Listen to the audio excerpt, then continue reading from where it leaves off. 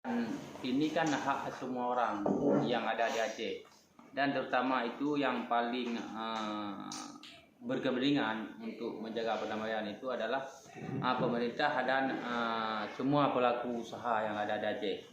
Dan juga kita melihat daripada butir-butir MOU Helsinki itu kan ada amanah MOU, yaitu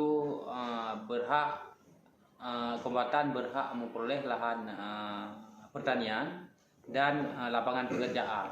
Dan hari ini sudah kita lihat dinamika daripada perjalanan MOU yang sudah 15 tahun, tetapi hari ini belum kombatan masih belum sejahtera rata-rata yang kita lihat dan kita pelajari di kampung, karena juga saya sebagai jubir KPA dan banyak pengaduan-pengaduan yang datang tiap hari tentang kehidupan ekonomi yang mereka rasakan.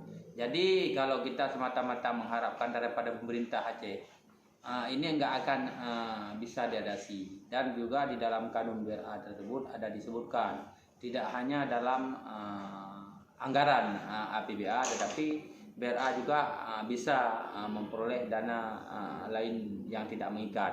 Maka sebagai pelaku usaha yang butuh keamanan, kenyamanan, kedamaian, dan juga bagian daripada pemerintah dan merupakan pengambil hasil daripada Aceh, dan sudah sewajarnya dan sepatutnya untuk memikirkan daripada nasib kombatan tersebut, yaitu untuk membantu pemerintah pusat dan pemerintah daerah untuk menyediakan lapangan pekerjaan bagi kombatan seperti amanah MOU. Maka kita akan bermusyawarah dengan gubernur dan juga nanti akan kita coba silaturahmi dengan mereka, atau kita undang mereka ke Banda Aceh, dan suratnya akan kita tembuskan kepada gubernur dan menteri BUMN untuk memusyawarahkan tentang hari ini apa yang bisa dibantu untuk pekerjaan kepada kombatan.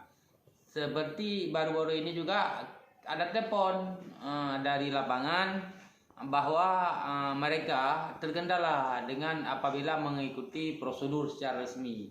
Seperti ada rekrutmen sekarang melalui BPMA, kalau nggak salah di Pertagas itu banyak syarat dan hal-hal yang diminta, seperti pengalaman kerja bidang-bidang tertentu itu sampai 10 tahun kan.